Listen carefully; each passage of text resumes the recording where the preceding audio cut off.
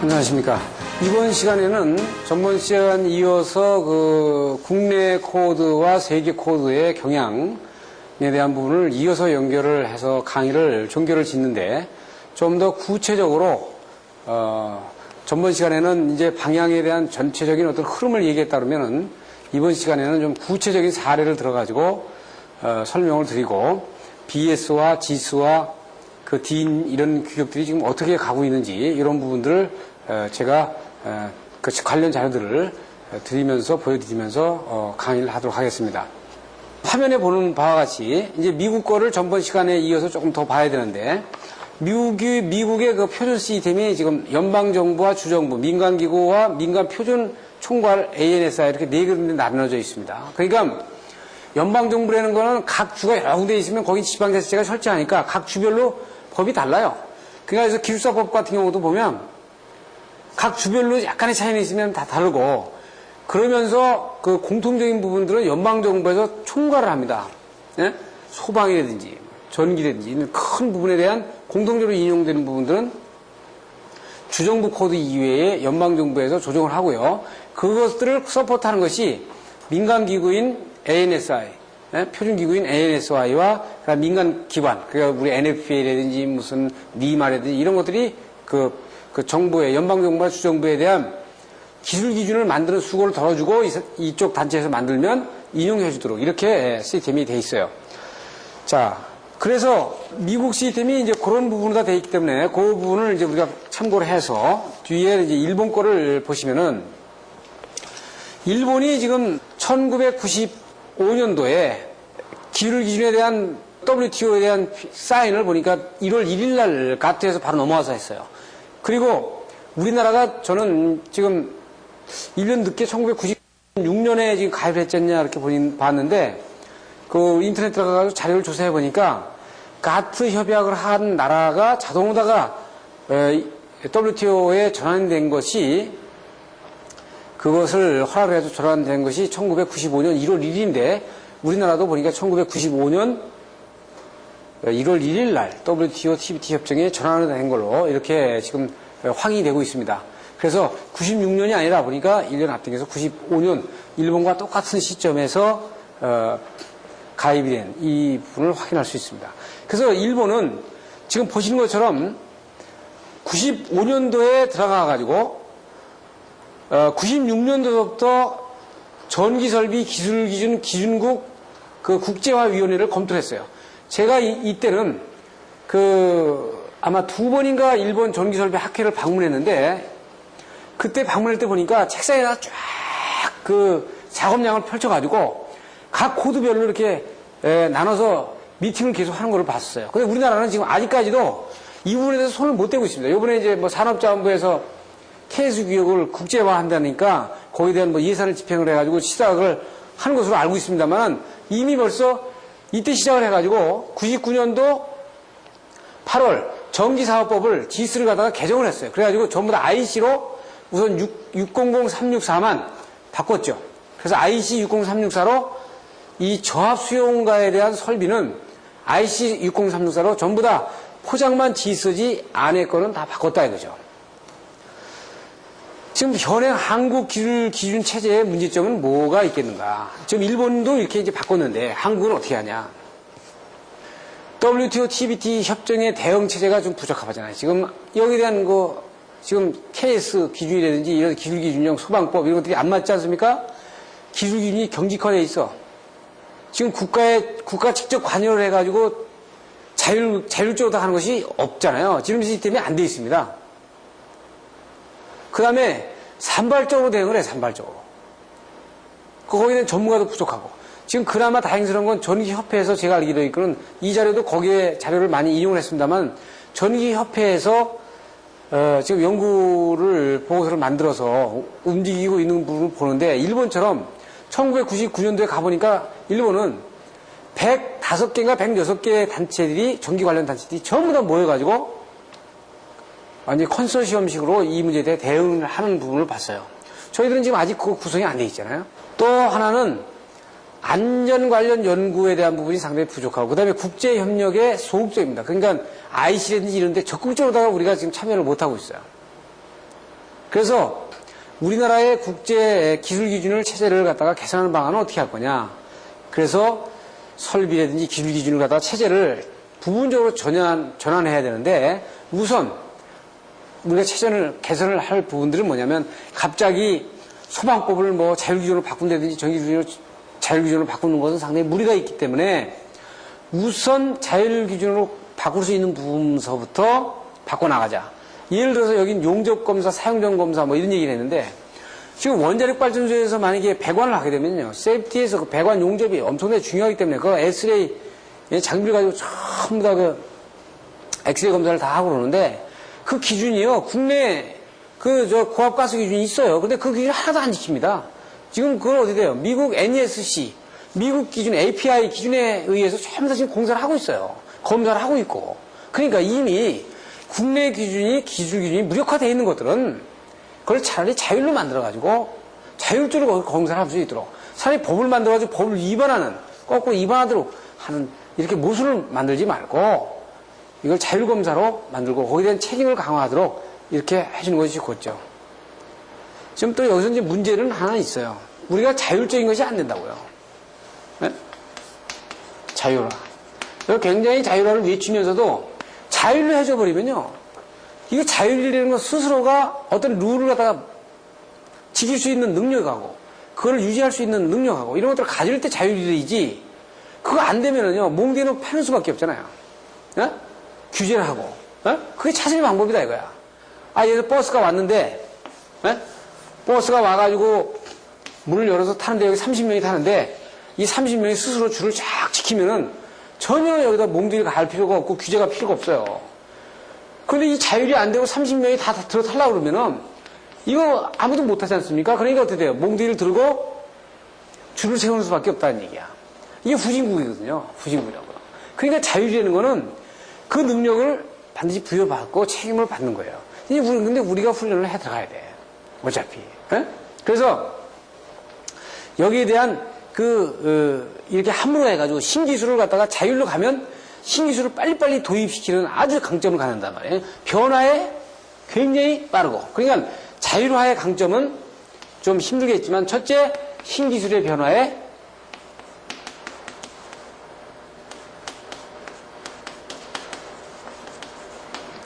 신속 대응해. 두 번째는 아주 능동적이에요. 효율적이에요.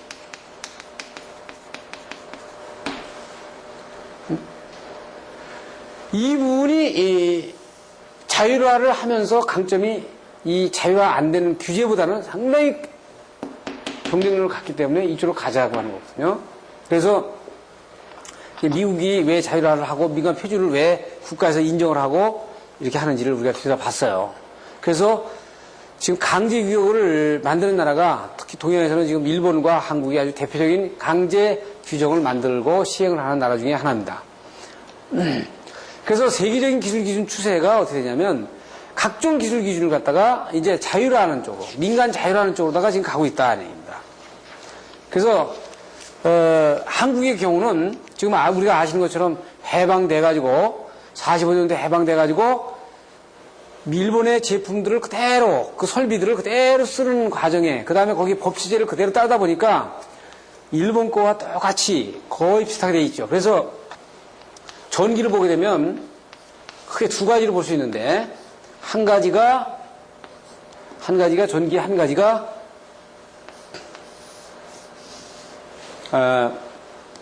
그 전력회사 쪽. 그 다음에 한 분야가 지금은 이제 수용가가 아니라 고객이라고 그러는데 이 수용가, 우리가 여기에 수달이 돼 있죠. 그러니까 이거 고객입니다. 고객님. 네? 물건을 써주는, 전기를 써주는 고객님이거든요. 네? 베풀어주는 데가 아니고. 그러니까 이 수용가 측의 코드와 이 전력회사의 코드가 두 가지로 돼 있어요. 근데 한국은 처음에는 다 일본 거였어, 다. 일본 거였다가 전력회사, 우리 한국전력이 기술자들이 대부분 미국 가서 공부하시고 들어오시고 이래 가지고 원자력 발전소가 완전발전소의 시스템이 뭐 캐나다 시스템도 들어와 있고 지금은 이제 한국 독자형도 많이 개발되어 있습니다만 캐나다와 미국 거를 혼합해서 들어왔거든요. 그래서 중에서도 웨스팅하우스나 이렇게 미국 쪽에 많은 포션이 되어 있다고요. 그 다음에 배전 설비 라인에 그 중전기 기기 이런 부분들에 대한 시스템이라든지 어떤 저기는 이 NESC 내셔널 일렉트리컬 세이프티 코드 해가지고 미국 배전 규정입니다. 이게 미국 배전 규정.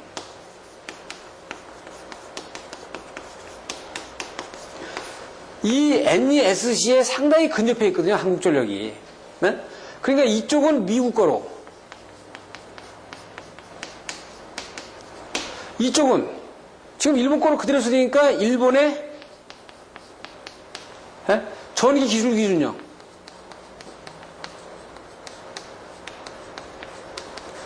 뭐 내선 규정. 아까도 말씀드렸지만 이거는 법은 아니고 그냥 레코멘드 가이드입니다. 이건 법적으로 아무 의미가 없어요. 그런데 이걸 가지고 우리가 쓰고 있으니까 우리의 전기 시스템은 두 가지가 믹스되어 있는 거예요. 그러니까 미국 시스템과 일본 시스템이 어느 것도 한쪽으로 돼 있는 게 아니고 두 가지가 이렇게 믹스되어 있단 말이에요. 이렇게. 그러니까 법체제는 일본 거고 그 수용강은 거의 일본 시스템으로 되어 있고 그래서 어떻게 여기 대표적인 게 1종, 2종, 3종, 특별 3종 이게 일본밖에 없는 거지 지금 한국하고 일본밖에 없는 겁니다. 저 소방법의 R형과 P형 이런 것도 일본하고 한국밖에 없어요. 내선 규정. 이 내선 규정도 뭐예요? 일본 내선 규정을 똑같아. 일본 내선 규정이 있다고요. 그거를 한국 내선 규정을 이렇게 만들어 온 거 아닙니까? 근데 여기는 일본 거예요. 그리고 한국전력은 미국 배전 규정을 가지고 있고 그 시스템을 지금 흘러가 거의 이렇게 가고 있거든요. 그러면 두 개가 합쳐지다 보니까 무슨 문제가 있냐? 이게 정말 미국 거도 아니고 일본 거도 아닌 거죠. 예? 자, 그래서 그러면 BS는 어떻게 되냐? 지금 여러분들이 화면에 보시는 것처럼 이 Requirement for Electrical Installation 해가지고 IE에서 그러니까 영국 전기학회에서 만들어진 이 BS 스탠다드를 겉표지를 보고 있는데 이 BS 스탠다드는요 10년 전 거나 10년에 한 번씩 개정하는데 지금 현재 지금 92년에 이 개정된 거나 거의 변화가 없습니다. 똑같아. 그런데 여기에 주요 내용을 보게 되면요. 지금 이제 제가 이 그림 하나를 보여드리는데 이건 이제 암 리치라 해가지고 사람이 어떤 장비를 안 가지고 손을 뻗었을 때 이 안전 클리어런스에 대한 지역이 얼마나 되느냐. 그러니까 손이 닿을 수 있는 범위를 얼마나 보느냐 이거죠. 여기 섰을 때는 2.5m까지. 그래서 사람이 서가지고 손을 들면 그러니까 2m 키 가진 사람이 이 손 간격까지 해서 2m 정도를 본 겁니다. 그 다음에 그 밑으로는 허리를 구부려야 되니까 약 1m 25 정도. 이 정도의 암 리치 범위를 이 브리티시 스탠다드에서 얘기를 하고 있다고요. 그런데 브리티시 스탠다드에서 얘기를 하고 있는데 IC에서는 어떻게 하고 있냐? 자, 보세요. IC는 겉표면에 전압 문제거든요. 전압을. 그러니까 여기 38이라고 되어 있는 건 60038입니다. 그러니까 600은 제해가지고 60038인데 38은 전압 체계를 얘기하고 있는 거예요. 이 전압 체계 안에 들어가 보면 뭐라고 되어 있냐면은 3상 4선식과 단상 3선식의 전압 체제를 두 가지로 나눠서 세 개 전압으로다가 이제 정해버렸어요. 그래서 50Hz에서는 3상 4선식에서 230에 400V, 400에 690, 60Hz에서는 120에 208, 240, 277에 480 이렇게 나눴고 단상 3선식에서는 60Hz에서 120에 240 이렇게 전압을 선정했다고. 근데 이 전압밖에 국제적으로 IC에서 살아남지 않았던 거예요. 앞으로는 이 전압보다 어떻게 되는 거예요? 가야 되는 거죠. 이거 강제 규정은 아닙니다. 아까 앞에서도 말씀드린 것처럼 강제는 아니지만 아까 WTO TBT 협정에 뭐라고 되어 있어요? 무역의 장비를 익히지 않을 것 이렇게 되어 있으니까 한국말을 써라. 그런데 세계 공통어는 영어니까 영어로 회의할 때는 영어로 해. 이 얘기하고 똑같거든요.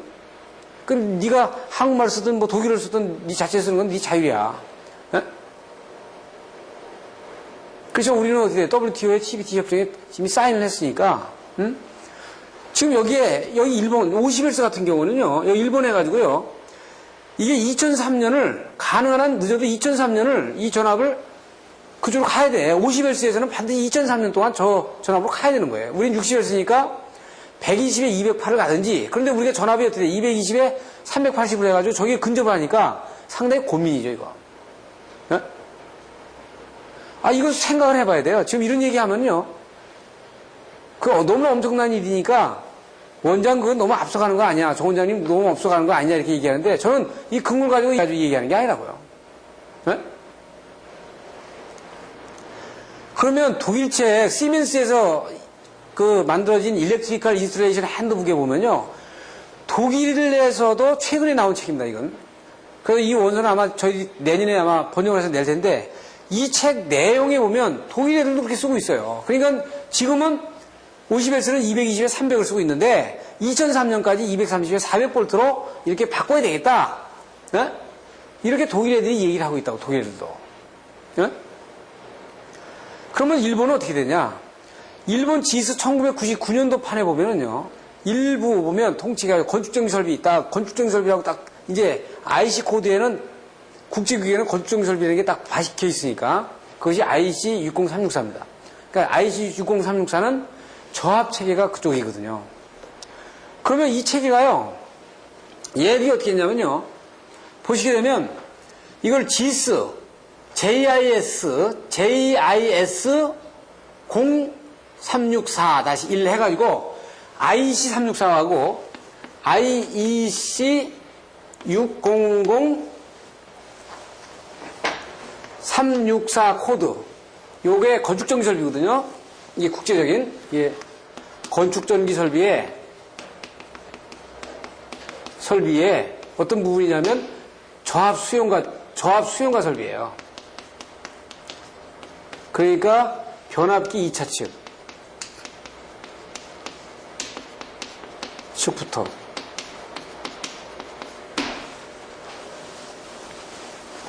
되어 있는데, 그리고 IEC 600038이 이게 세계 전압입니다. 전압 기준이에요. 그러니까 세계에 잠깐 전압이 있는데 그거 이제 이 전압 체제를 맞추자는 겁니다. 에? 그러니까 어떻게 일본 애들이 이제 어떻게 바꾸냐면 GIS에 건축전기 설비편을 0364 이 뒤에 타그난 바를 똑같이 붙였어요. 그러니까 뒤에 걸 딱 보면 이건 IEC 364라는 얘기입니다. 그러니까 아마 얘 전압 체계도 GIS 이걸 아직은 이쪽은 안 바꿨습니다만 0038 이런 식으로다가 아마 전압을 바꿀 겁니다. 그래서 여기 GIS에 보게 되면 이거 GIS입니다. GIS 0364-1 이거는 IEC 6034가 같다. 그래가지고 똑같이 IEC 체제로 다 바꿨어요.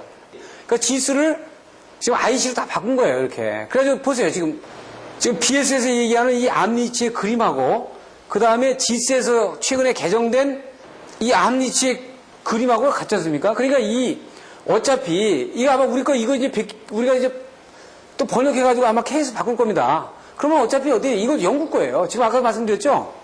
어차피 우리나라는 영국 걸 베끼든지 미국 걸 베끼든지 둘 중에 하나를 베껴야 된다니까요. 이제 미국 거를 베끼면 일본 거를 베끼면 안 돼. 이제 옛날에는 독자적으로 됐기 때문에 지수 베껴도 괜찮았는데 이제는 안 되거든요. 그러면 결과적으로 IC 거라는 건요, 지금 보는 것처럼 영국 거예요. 영국 코드라고. 그러니까 미국 애들이 가만보니까 이게 IC가 영국 코드 아닙니까? 그러니까 이거를 NEC로 바꿔야 되겠다 하는 걔들이 어떤 활동을 지금 하고 있는 겁니다. 그래서 뒤로 더 좀 더 보면, 그래서 우리가 최근에 발간된 IC 60364 여기 공이 하나 빠졌죠.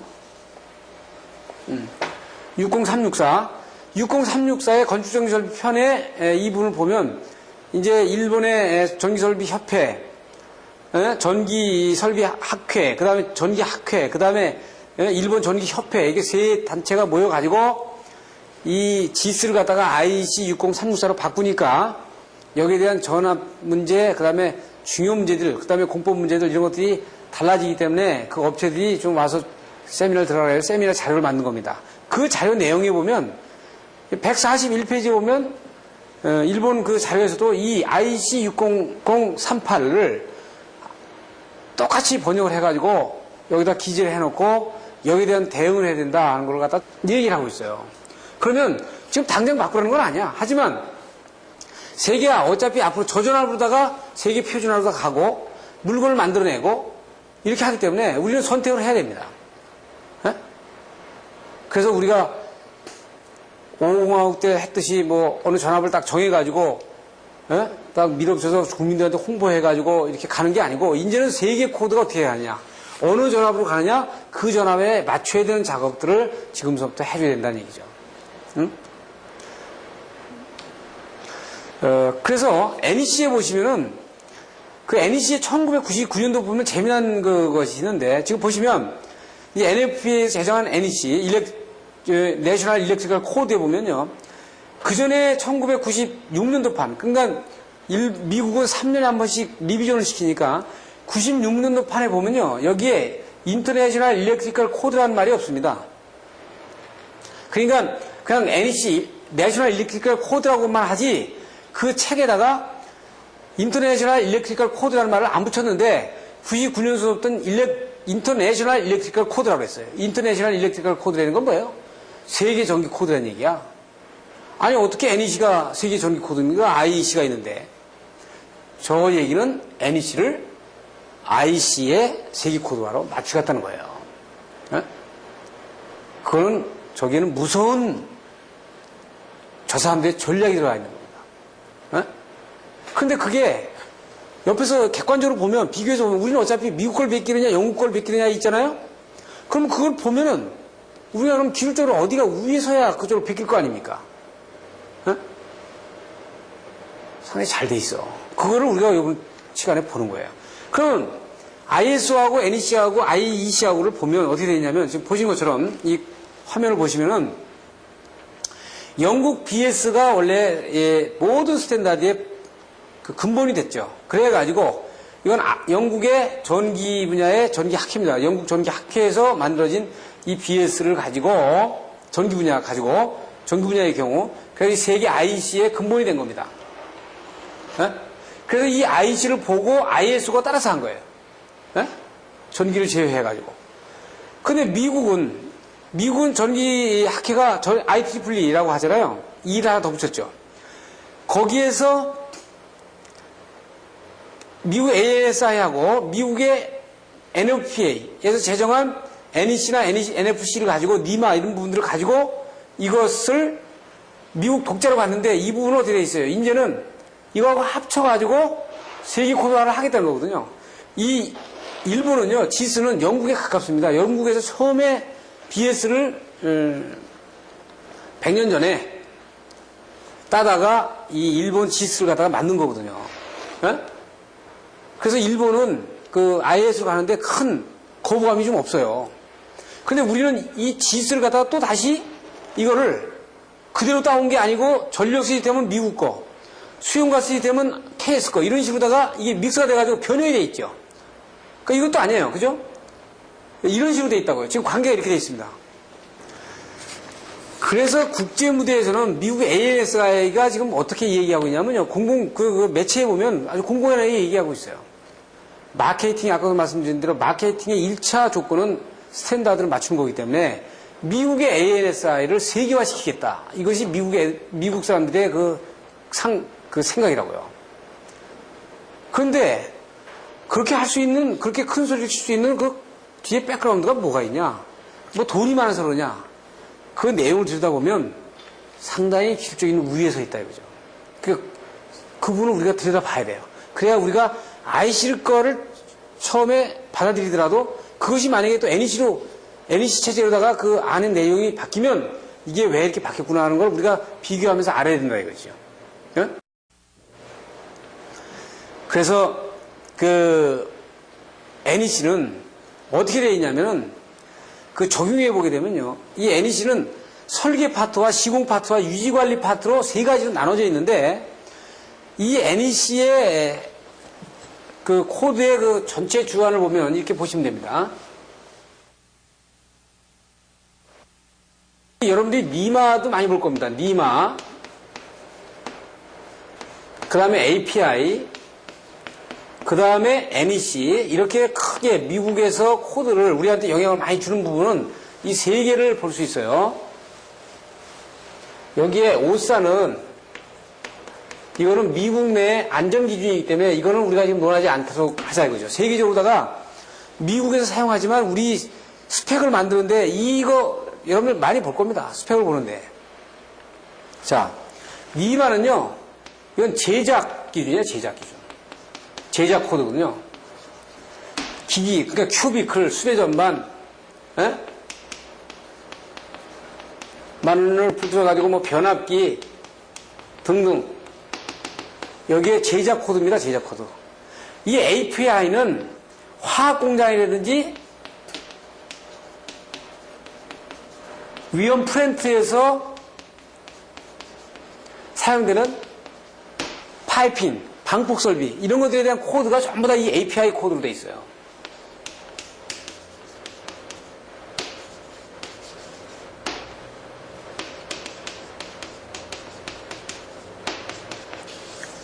이 NEC는요, NFC라고 미국의 NFPA, National Fire Protection Association, 그러니까 우리나라 말하면 우리는 미국 연방방재협회라고 했는데, 미국 방재협회에서 제정한 NFC라는 코드의 한 부분을 차지하는 겁니다. 그러니까 NFC 코드는 전기를 제외한 건축, 화공, 피뢰설비, 그러니까 피뢰설비 같은 경우는 NEC에 들어가 있지 않고 NFC 코드에 들어가 있어요. 그러니까 피뢰설비 같은 경우는 NFC-780 이렇게 얘기합니다만은, 그러니까 이 코드 내에서 전기만 딱 띄워서 얘기한 겁니다. 이렇게. 그래서 이거는 한전 설비를 제외합니다. 그럼 배전 설비는 뭐로 하냐? 배전 설비는 이 코드에서 다루지 않고 NESC라는 설비에서 다룬다. 이건 배전 설비 쪽이에요. 송전.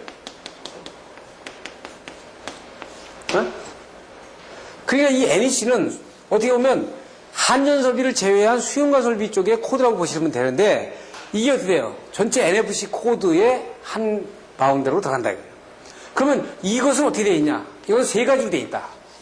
설계, 시공, 그 다음에 유지보수 이렇게 되어 있거든요.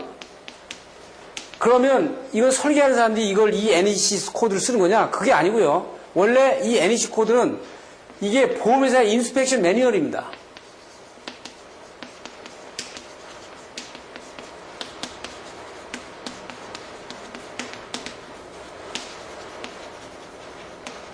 매뉴얼이에요. 그러니까 뭐냐면 건물이 전부에 아까도 말씀드린 대로 보험회사에서 가입 신청이 들어오면 보험회사에서 인스펙션 매뉴얼 저 NEC를 가지고 가서 전기 담당자가 이대로 됐는지 안 됐는지를 체크하는 겁니다. 그래서 보험 요율을 매기는 거예요. 보험 요율을 매기니까 이것이 어떻게 돼요? 설계자가 쓸 때는 설계 당시에는 설계 화재보험의 설계 회사가 가서 이거 가지고 체크하고, 시공은 또 중간 파트로 돼 있어요. 중간에 설계 회사가 가서 체크하고, 유지관리는 이게 해서 이제 건물이 끝났단 말이에요. 그러면 유지관리할 때는 또 유지관리할 때 이 보험회사가 가서 인스펙션하는 매뉴얼입니다. 매뉴얼이라고요. 그러니까 설계하는 사람은 보험회사에서 나중에 최종 딱 결론을 내리니까 누구에 맞춰주겠어요? 인스펙션, 보험회사에서 이 등급을 매기는 사람 기준대로 설계를 해줘야 되잖아요. 그래야 보험료이 쉽게 나올 거 아니에요. 그러니까 당연히 설계 매뉴얼이 돼버리는 거야. 이게 설계 매뉴얼이 아닙니다, 원래. 그러니까 보험회사에서 전문가들이 가서 인스펙션하는 매뉴얼이단 말이에요. 그럼 시공회사도 마찬가지예요. 보험회사에서 이거대로 체크를 하지, 시공 체크를. 그러니까 우리가 이걸 맞게 시공을 해준다. 유지보수도 마찬가지 아니에요. 유지보수도 이걸 가지고 유지보수하면서 화재보험의 등급을 판정하니까 이거에 맞게끔 한다. 그러다 보니까 어떻게 돼요? 설계자도 사용하고 시공자도 사용하고 유지보수자가 미리 보험회사 직원들이 와서 체크하는 부분들을 알아서 도면에다가 반영을 해놓는 거죠. 이게 왜 3년에 한 번씩 개정을 하냐면,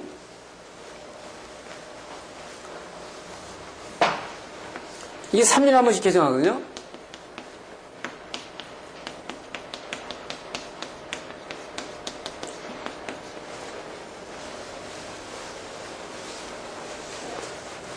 자, 보세요. 3년에 한 번씩 이걸 개정을 하는데, 3년에 한 번씩 개정하니까 이게 어떻게 되냐면은, 왜 개정을 하냐면, 보험회사에서 가서 어디 보험료율을 매기려고 보니까 새로운 공법이 나왔어. 공법이 지금 적용됐어요. 새로운 메테리얼이 됐어. 그럼 보험료율을 산정을 못 하잖아요, 이거. 그러면은 이거를 NFPA에다가 질의를 하면 그것이 공식적인 그 모임이, 그 테크니컬 커미티에서 모여가지고 이거는 어떻게 하자, 이렇게 해야 되는 거죠. 그래가지고 그거를 사례를 만들어가지고 그 사례를 여기다가 계속 3년에 한 번씩 보완해 놓는 겁니다. 그러니까 여기는요, 공법이, 될 수 있는 공법들이 전부 다 들어가 있어요. 그 구성은 이제 한 9장까지 이렇게 특수용도 뭐 일반적인 이렇게 쭉 구성을 요구를 하고 있습니다. 자, 여기서 이제 그 내용에서 유의문을 가지고 보실까요? 이제 NEC하고 IC 거를 이제 비교해 보자고요. 그럼 우리가 IC하고 NEC를 비교하면서 제가 이 강의를 하는 이유는 우리는 IC 거를 먼저 갑니다. 분명히 전기는 IC 거로 간다고 NEC 거로 가는 게 아니고, 그런데 미국에서 IC를 그냥 놔두지 않는단 말이에요. NEC를 바꾼단 말이에요. 그러니까 IC가 점진적으로 NEC를 바뀐다고요. 그러니까 우리는 두 개를 비교해서 검토하고 있어야 이것이 왜 이렇게 바뀌었는지 이건 내용을 알 수 있죠. 네? 지금 저희들이 우리나라가 힘이 있어가지고 우리가 무슨 IC 코드를 NEC 코드로 바꾸냐 이러면 이건 아니에요. 우리는 IC 코드라는 그 껍데기에 대한 그 부분에 대한 것을 따라갈 수밖에 없어. 그런데 미국에서 그 시스템에 대한 부분을 넣는다는 것이에요. 그것이 점진적으로 된다는 거예요. 그런 것이 왜 그렇게 될 수밖에 없는가를 한번 보자고요. 자, 방폭설비에서 보면 방폭설비 예를 볼까요? 지금 보시는 것처럼 여러분들 이 화면이 컴퓨터에서 직접 나가는 것들은 화면이 깨끗하게 나가니까 그 깨끗하게 나가는 화면을 보고 여기서 설명을 듣고 나중에 화면이 깨끗한 화면을 또 보여줄 겁니다. 그러니까 그 화면에서 다시 보고 또 그 교재가 있죠. 교재 보고 또 이 화면에서는 설명을 듣는 저기다 이용하시면 되겠어요. 지금 IC에서는 우리가 0종장소, 1종장소, 2종장소로 얘기하고 있죠. 여러분들 우리 한국도 어떻게 돼요? 위험물 장소는 0종장소, 1종장소, 2종장소로 한다. 그러니까 0종장소라고 하는 거는 만약에 휘발유 통을 가지고, 휘발유 드럼을 가지고 얘기하면 휘발유가 여기 들어가 있다. 휘발유가 들어가 있으면 휘발유가 항상 여기 노출되어 있는 이 안에, 이 장소가 이게 0종장소거든요. 그 다음에 이 휘발유 통이 어느 이런 주거시설, 집 안에 들어가 있다. 그러면 이 부분에 대한 부분을 이걸 일종장소로 하고요. 이 부분에 대한 것이 벤츄레이션 된다든지, 그 다음에 어디로 흘러내려간다든지, 그러면 이 부분을 일종장소로 보고 같이 봐주죠. 그래가지고 어느 범위 내에, 이 범위 내를, 이거를 이종장소로 본단 말이에요. 이렇게 한다고요. 그러면 뭐냐면, 여기에 전기설비가 이렇게 가게 되면, 이 급이 다른 종류의 클래시피케이션, 종류가 다른 부분과 가는 이 부분에 대한 그 부분을 세퍼레이트 하라는 거예요. 그러니까 더 엄격하게 전기공사를 하라는 거 아닙니까? 그래서 영종장소 갈 때는 반드시 일렉트리컬 배리어를 통해 가지고 약전 설비가 들어가도록, 그래서 이게 폭발이 안 이루어지도록 하는 것이 이 IEC의 컨셉이라고요. 그러니까 여기서는 영종장소에서는 반드시 본질 안전 방법 구조만을 설계하도록, 시공하도록 되어 있다고. 본질 안전 방법 구조만 하게 되어 있죠. 그래서 일종 장소에서는 DPIOEQ로 이렇게 나타났어요. 그러니까 DPIEQ라는 건 뭐예요? 유입 방법 구조, 내압 방법 구조, 내압 방법 구조, 본질 안전 방법 구조, 뭐 이렇게 쭉 돼 있는 거예요. 그럼 우리가 쓰고 있는 본질 안전 방법 구조는, 본질 안전 방법 구조나 내압 방법 구조, 유입 방법 구조는 이 존 완 안에, IC 코드의 존 완 안에 들어가 있는 거다라는 얘기지. 그러면 NEC 코드에는 어떻게 하고 있냐? NEC 코드에서는요, 이거를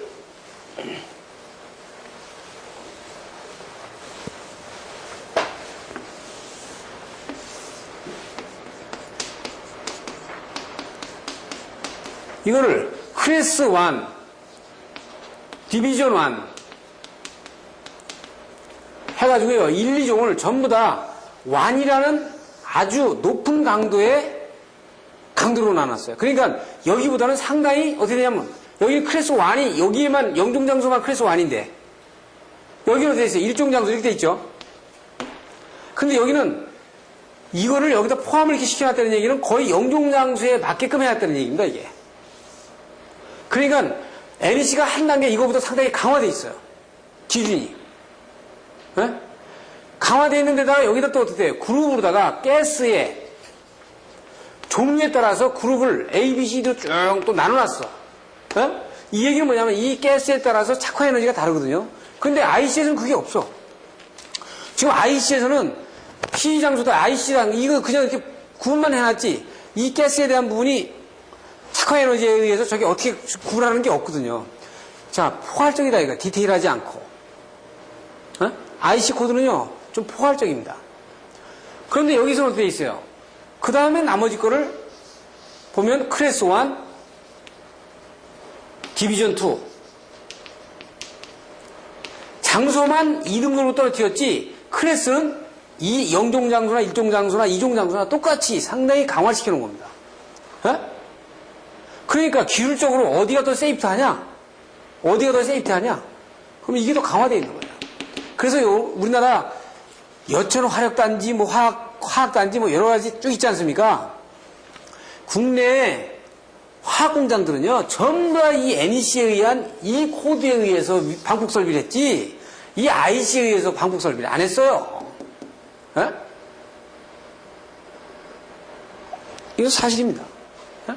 지금 국내에 거의 위험물 저장 탱크를 하는 부분에 대한 방폭 설비는 이 NEC에서 클래스 1과 디비전 그룹에 나눠져 있는 방폭 설비가 대부분이지, 이 존 제로 1, 2에 대한 것이 별로 이게 약화되기 때문에, 이게 디테일하지 못하기 때문에 이거대로 설계하면요, 시공하면 들어가다가 맥혀. 어? 그러니까 어차피 베낄 거 없는, 우리는 베끼는 수밖에 없어요. 모방하는 수밖에 없죠. 그러면 이렇게 보는 것처럼 디테일하단 말이야. 어? 또 하나 볼까요? 자, 아주 좋은 예인데,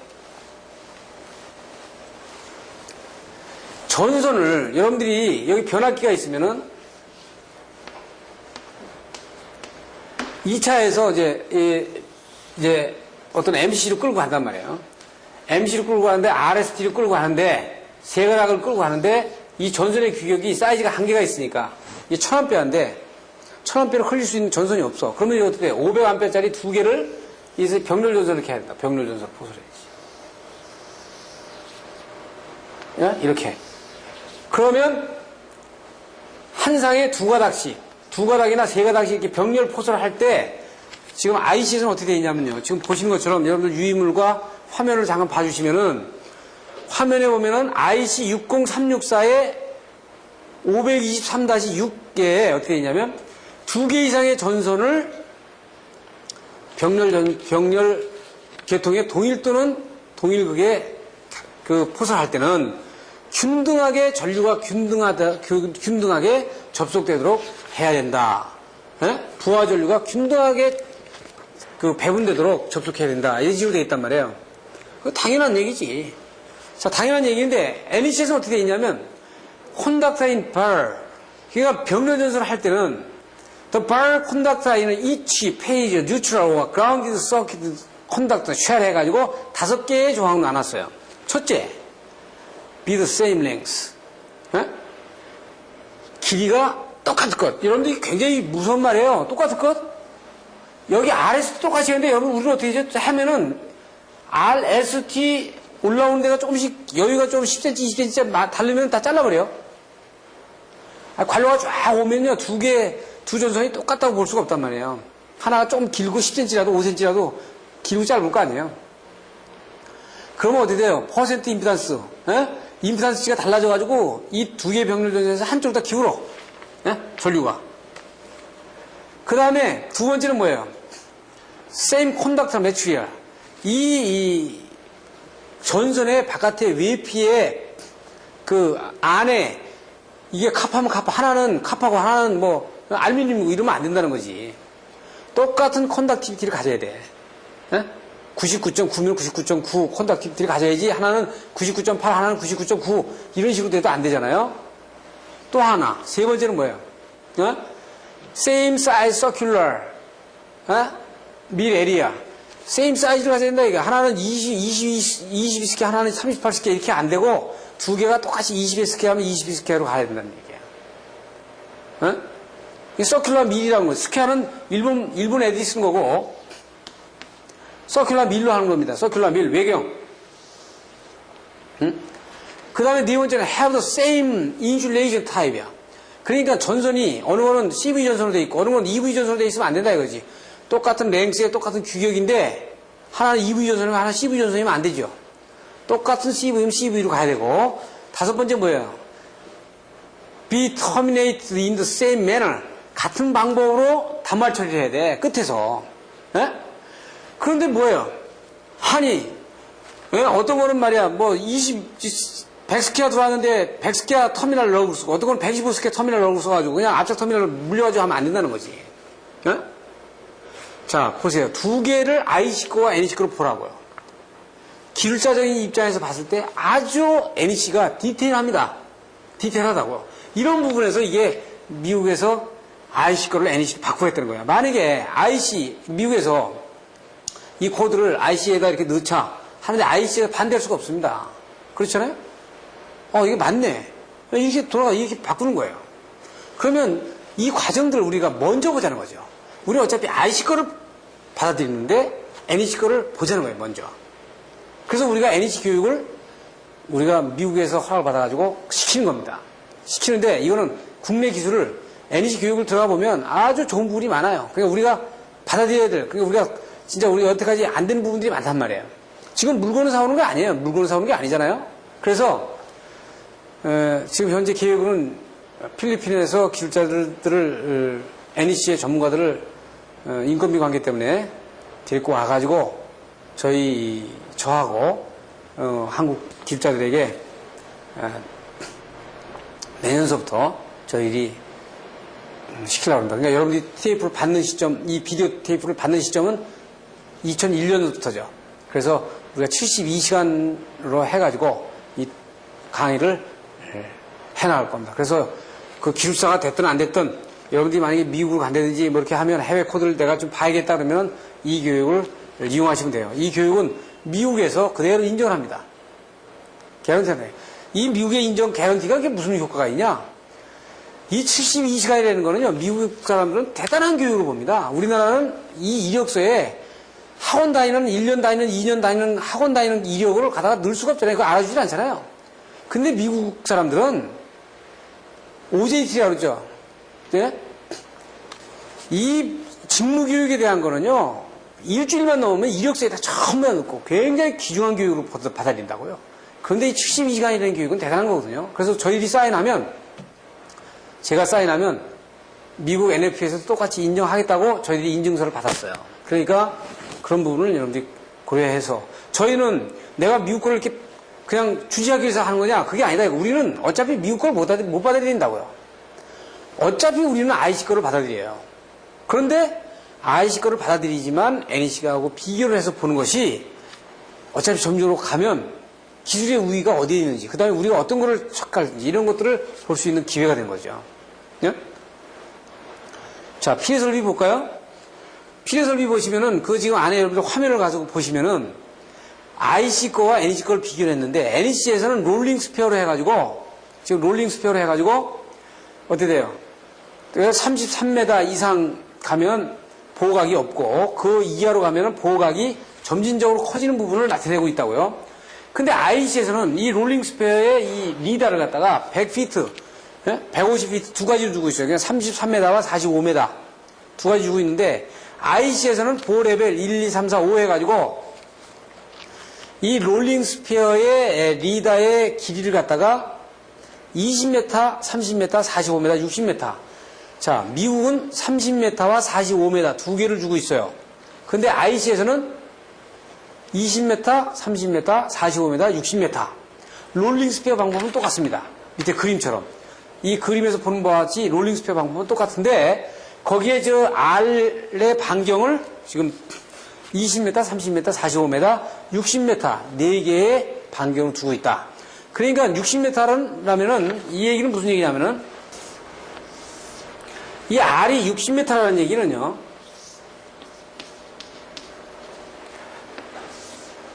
이걸 IC에서 얘기하는 거고요. NEC에서 얘기하는 거는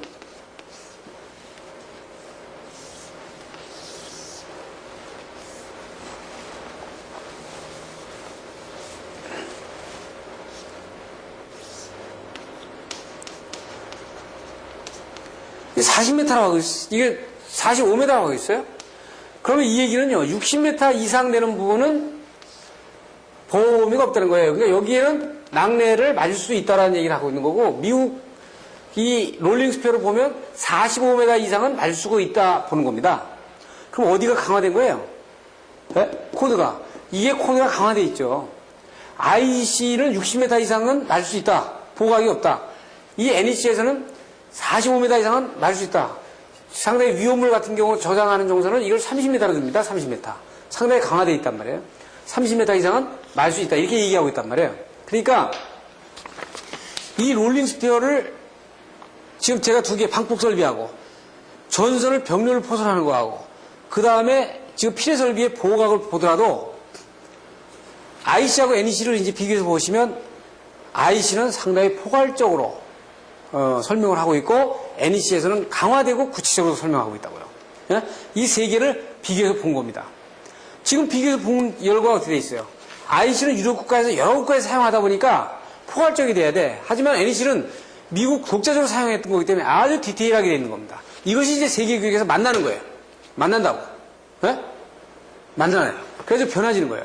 그래서 이러한 관계로 최근에 우리가 NEC에 대한 거는 우리 국가적인 1위에서는 어디냐? 한전이 미국의 NESC로 돼 있어. 그 다음에 NEC가 지금 보는 것처럼 굉장히 디테일해. 그러니까 수용과 설비를 점진적으로 IC로 가면서 NEC 거를 검토를 해가지고 받아들이는 것이 국가적으로 이득이다 이런 얘기예요. 예? 그래서 저희는 NEC 교육에서는 IC와 NEC를 다 비교하면서 계속적으로 강의를 할 겁니다. 그래서 결론 부분을 볼까요?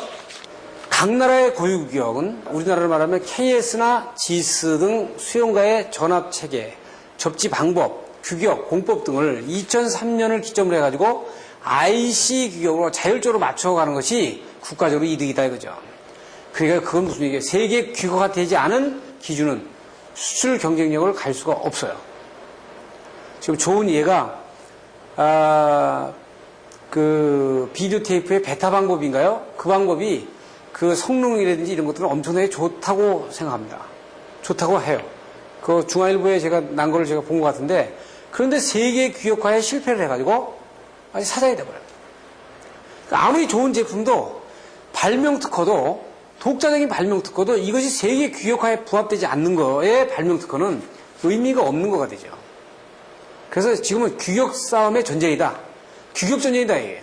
규격을 선점해 놓지 못하면 제품을 아무리 만들어도 그걸 팔아먹지 못하는 거예요. 앞으로 한 10년 후에나 20년 후에 어떤 결과가 나올까 한번 봐봐요. 한국의 모든 규격은 시공하는 규격도 세계화된 코드로 할 겁니다. 그러면 미국 사람도 자유주로 들어오고 뭐 일본 사람도 자유주로 들어오고 유럽 사람도 자유스럽게 들어올 거예요. 우리도 미국 자유스럽게 가고. 어? 그러면 뭐가 되는 거예요?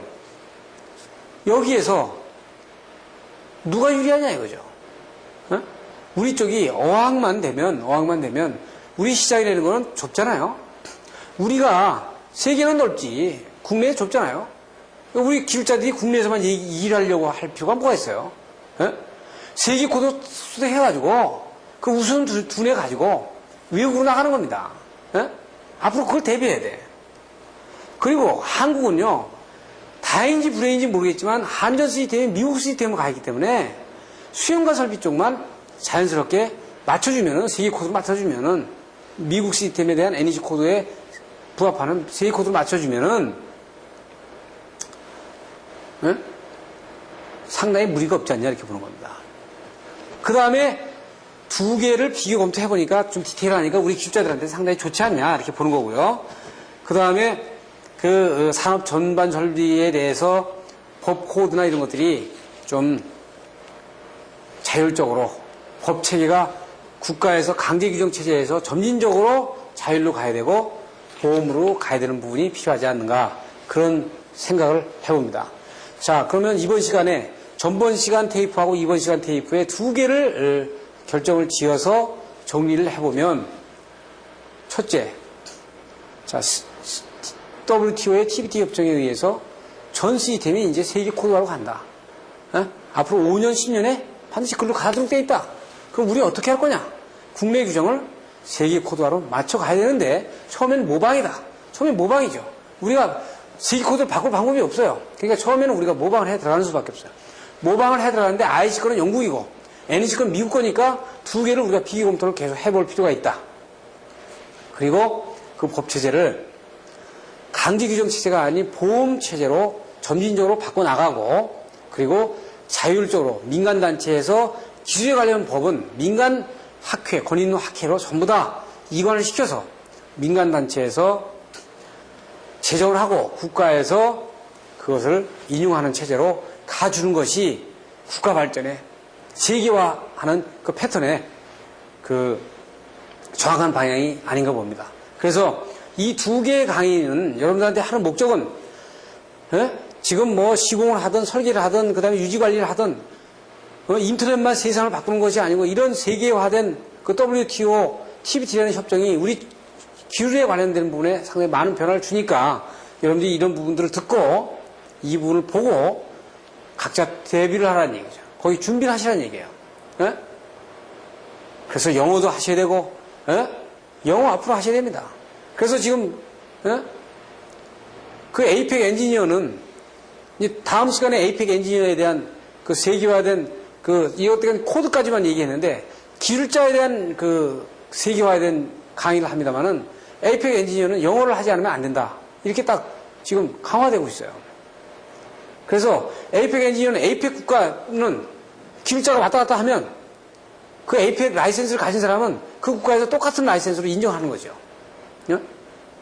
자, 이렇게 돌아가고 있어요. 세상이 바뀌고 있다고요. 그러니까 여러분들이 이 강의를 들어가면서 그런 부분들을 좀 느껴주고 스스로가 어떤 방향을 가지고 공부를 할 건가. 기술자 자격을 그냥 독학을 해서 합격을 하면 뭐합니까? 지금 이런 큰 흐름에 대한 패턴을 못 읽고 그 다음에 개인적으로 갖지 못하는 어떤 능력을 못 갖고 이제는 자격증을 내가 거기다 걸어놓고 뭐 월급 주셔 하는 얘기가 지금 안 되거든요. 앞으로는 이 자격을 법으로해서 보호 안 한다는 것이 원칙 아닙니까? 지금 변호사나 의사도 다 마찬가지 아니에요? 그러니까 이제는 이것이 지금 당장은 안 되더라도 우리가 개인적인 역량을 키워나가야 돼요. 그러니까 우리가 그런 부분들을 생각을 하고 고심을 하면 이 테이프는 여러분들한테 이 테이프의 가격에 수천 배 아니 수만 배의 가치를 여러분들한테 드릴 겁니다. 감사합니다.